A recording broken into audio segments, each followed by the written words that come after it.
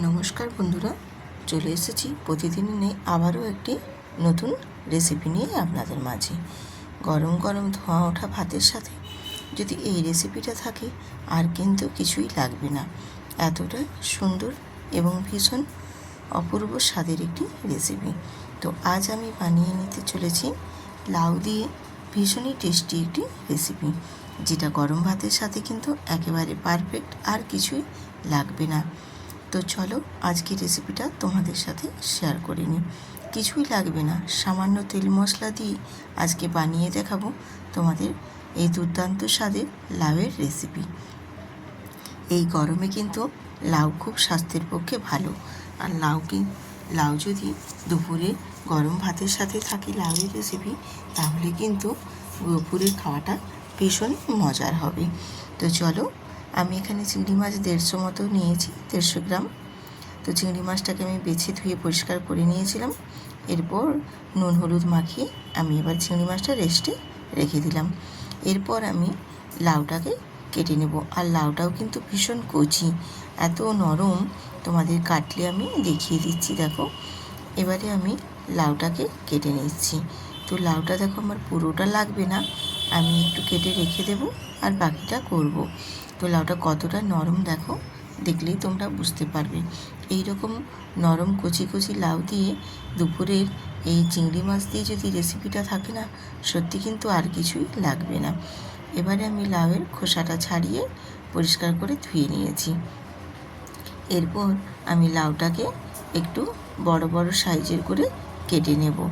এই রকমভাবে একটু বড় বড় করে কেটে নিলে এই রেসিপিটির ক্ষেত্রে ভীষণ ভালো লাগবে খেতে।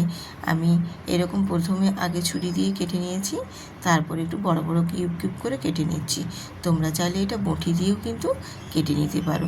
তো আমি কীরকম বড় বড় সাইজে রেখেছি সেটাও তোমাদের দেখিয়ে দিচ্ছি। দেখো, এইরকমভাবে একটু বড় বড় করে লাউগুলোকে কেটে নিতে হবে। যেহেতু আমি এখানে একটু বড় বড় চিংড়ি মাছ নিয়েছি, সেক্ষেত্রে একটু লাউয়ের সাইজটাও বড় বড় করে রাখলে তাহলে কিন্তু বেশ ভালো হবে, আর খেতেও ভীষণ ভালো লাগবে। আর রান্নাটা দেখতেও যেমনি ভালো লাগবে, তার স্বাদটাও সেরকম সুন্দর হবে। এরকমভাবে আমি প্রত্যেকটা লাউকেই দেখো কেটে নিয়েছি। পুরো লাউটাকে আমার যতটা পরিমাণে লাগবে আমি নিয়েছি, সেটাকে এরকম বড় বড় সাইজের করে কেটে রেডি করে নিয়েছি। এরপর আমি একটা আলু নিয়েছি, আর আলুটাকে একটা মিডিয়াম সাইজে নিয়েছি। আলুটাকে আমি একটু ছোট্ট ছোট্ট কিউব কিউব করে কেটে নেব। তো আলুর পরিমাণটা আমি একেবারেই কম দিয়েছি, তোমরা চাইলে আর একটু বাড়িয়ে নিতে পারো। আলুটাও দেখো আমার কাটা হয়ে গেছে। এবার আলুটাও আমি তুলে ধুয়ে রেডি করে নিয়ে নেব। এরপর গ্যাসে চলে এসেছি, গ্যাসটা অন করে দিয়ে আমি এখানে 1 চামচ তেলও দিয়ে দিয়েছি। আর তেলটা বেশ ভালো মতো একটু গরম করে নেব। তেলটা গরম হয়ে গেলে এবারে দিয়ে দেব চিংড়ি মাছগুলো। চিংড়ি মাছগুলোকে আমি গরম তেলের মধ্যে দিয়ে দিয়েছি। এবার চিংড়ি মাছগুলো একটু নাড়াচাড়া করে এপাশ ওপাশ দুটো পাশই লাল লাল করে একটু ভাজা হয়ে গেলে তুলে নেব। তো চিংড়ি মাছ কিন্তু খুব বেশি ভাজতে সময় লাগে না, আর চিংড়ি মাছ খুব বেশি কিন্তু কড়া করে ভাজলেও ভালো লাগে না। একটু নরম নরম করে চিংড়ি মাছ ভাজলেই ভালো লাগে। খুব বেশি কড়া করে ভেজে দিলে চিংড়ি মাছটা হার্ড হয়ে যায়, তখন কিন্তু খেতে খুব একটা ভালো লাগে না। তাই আমি অল্প সময় নিয়ে একটু নাড়াচাড়া করে দুটো পাশ ভাজা হয়ে গেলে তারপর চিংড়ি মাছটা আমি তুলে নেব। তো চিংড়ি মাছটা আমার ভাজা হয়ে গেছে, আমি চিংড়ি মাছটাও তুলে নিচ্ছি। এরকমভাবে চিংড়ি মাছটা ভেজে তুলে নেওয়ার পর ওই তেলে আমি যে আলুটা কেটে রেখেছি সেই আলুটাও একটু নাড়াচাড়া করে ভেজে নেব। আমি রূপা ব্লগস উইথ রূপা চ্যানেলে আপনাদের সবাইকে স্বাগত জানিয়ে আজকে রেসিপি শুরু করে দিয়েছি।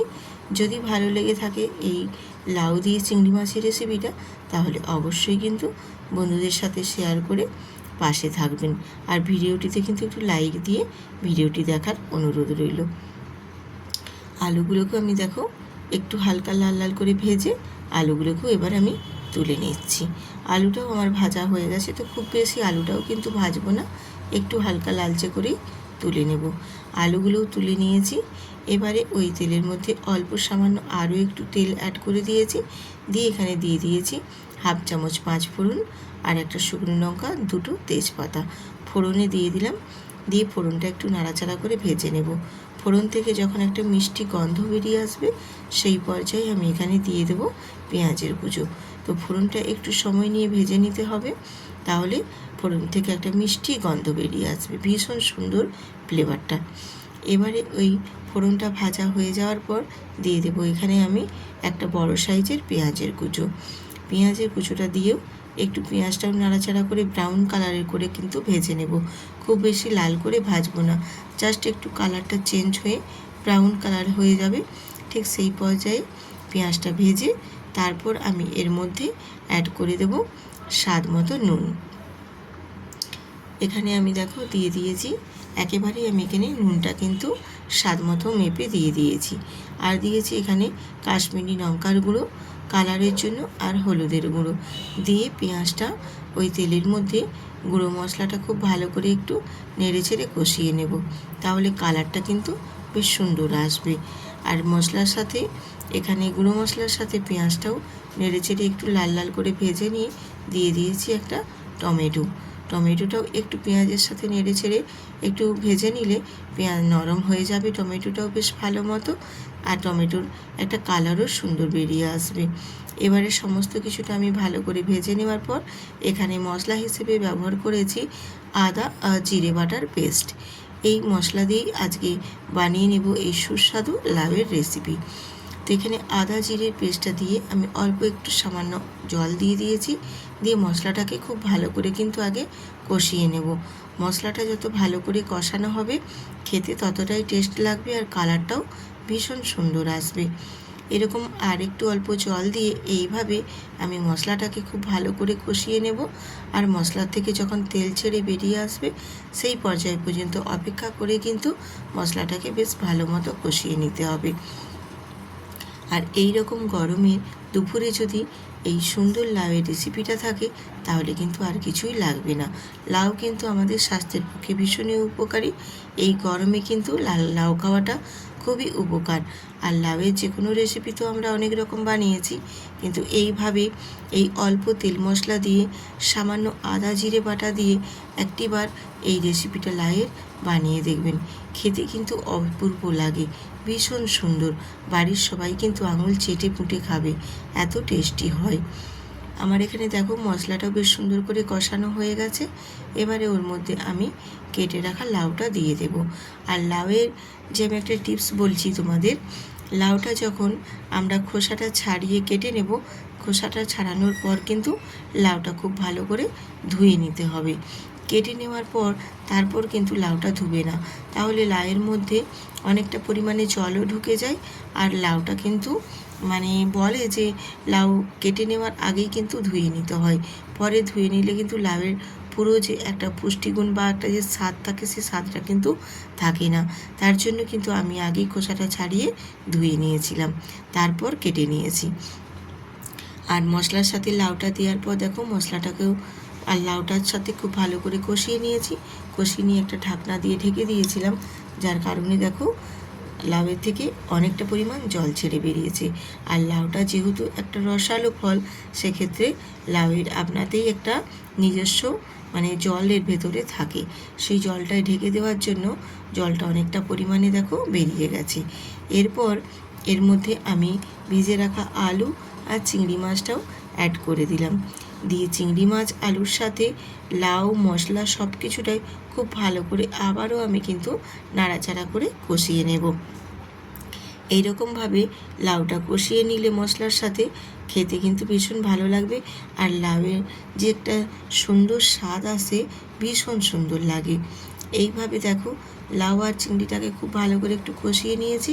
কষিয়ে নিয়ে আবারও কিন্তু আমি ঢাকনা দিয়ে একটু ঢেকে দেব, তাহলে বেশ সুন্দরভাবে লাউটা সেদ্ধ হয়ে যাবে অনেকটা পরিমাণে, মিনিমাম 50% থেকে 60% এইভাবে কিন্তু লাউটা সেদ্ধ হয়ে যাবে এইভাবে ঢেকে ঢেকে রান্না করলে। আর লাউয়ের থেকে যে জলটা বেরিয়েছে দেখো, এই জলেই কিন্তু লাউটা মোটামুটি 50 থেকে 60% সেদ্ধ হয়ে যাবে। আর এইভাবেই লাউ আর আলু চিংড়ি মাছ সব কিছুটাকে বেশ ভালো করে নাড়াচাড়া করে আমি একটু কষিয়ে কষিয়ে শুকনো শুকনো ভাব হয়ে যাবে সেই পর্যায়ে কিন্তু একটু কষিয়ে নেব। আর এখানে ঝালের জন্য আমি একটা শুকনো লঙ্কা দিয়েছি, তো আরও এখানে 3টে কাঁচা লঙ্কাও অ্যাড করে দিলাম, তাহলে কাঁচা লঙ্কারও একটা সুন্দর ফ্লেভার আসবে বেশ ভালো লাগবে। এইরকমভাবে মশলাটাকে বেশ কষিয়ে কষিয়ে একটা শুকনো শুকনো পর্যায়ে নিয়ে চলে আসবো। তো দেখুন এইরকমভাবে কষিয়ে কষিয়ে দেখো একটা শুকনো শুকনো ভাব চলে এসেছে, জলটাও বেশ অনেকটা পরিমাণে মরে গেছে, মানে শুকনো হয়ে গেছে। এই পর্যায়ে এখানে আমি 1 বাটি পরিমাণে জল অ্যাড করে দেব। যেহেতু আমার এখানে 50 থেকে 60% সেদ্ধ হয়েই গেছে, আর খুব বেশি কিন্তু সেদ্ধ করার প্রয়োজন নেই, অল্প, তার জন্য এখানে 1 বাটি মাপে আমি জল দিয়েছি। দিয়ে খুব ভালো করে একটু মিক্সড করে নিয়েছি। মিক্সড করে 5-7 মিনিটের জন্য আমি এটাকে কুক করে নেব। এই লাউয়ের তরকারিটাকে এবারে আমি একটা ঢাকনা দিয়ে ঢেকে 5 থেকে 7 মিনিট খুব ভালো মতো একটু কুক করে নেব। তো একটু ঢাকনা দিয়ে ঢেকে দেব, তাহলে তাড়াতাড়ি কিন্তু আরও আমার রান্নাটা কমপ্লিট হয়ে যাবে। এরপর 5-7 মিনিট পর আমি ফিরে এসে ঢাকনাটা খুলে দিয়েছি। দেখো কালারটাও বেশ সুন্দর এসেছে, গা থেকে তেলও ছেড়ে গেছে।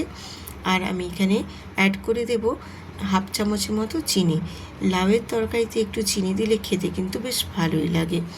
রুটি বা ভাতের সঙ্গে বলো, ভাতের সাথে হলে পরিমাণটা একটু কম দেবে, আর যদি রুটির সাথে খেতে চাও তাহলে আরেকটু পরিমাণে চিনির পরিমাণটা একটু বাড়িয়ে দেবে। কিন্তু চিনিটা মাস্ট দিতে হবে, অল্প বা বেশি যে কোনো পরিমাণে একটু দিয়ে দিলে, দিয়ে একটু নাড়াচাড়া করে ফুটিয়ে নেব। তাহলে কিন্তু দেখবে বেশ সুন্দর একটা, মানে খেতে ভীষণ ভালো লাগবে। চিনিটা দিলে মিষ্টি হবে না, কিন্তু একটা স্বাদ অপূর্ব আসবে। আর আলু আর লাউটা আমার সুন্দরভাবে সেদ্ধ হয়ে গেছে, সেটাও আমি একটু কেটে তোমাদের কিন্তু দেখিয়ে দিয়েছি যে আলু আর লাউ দুটোই কিন্তু বেশ ভালো মতোই সেদ্ধ হয়ে গেছে। চিনিটা দেওয়ার পর একটু নাড়াচাড়া করে আবারও একটু 2 মিনিট মতো ফুটিয়ে নিয়েছি।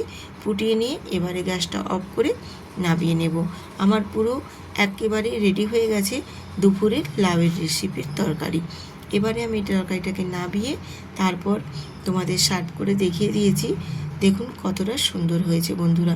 এইভাবে তোমরা একটিবার বানিয়ে দেখবেন, দুপুরে গরম গরম ভাতের সাথে কিন্তু একেবারে জমে যাবে। এছাড়া এই রেসিপিটি রুটির সাথেও কিন্তু খেতে ভীষণ ভালো লাগবে। গরম গরম ভাতের সাথে এই রেসিপিটি থাকলে কিন্তু আর কিছুই লাগবে না, অনায়াসে কিন্তু 1 থালা ভাত এই রেসিপি দিয়েই খেয়ে নিতে পারবে।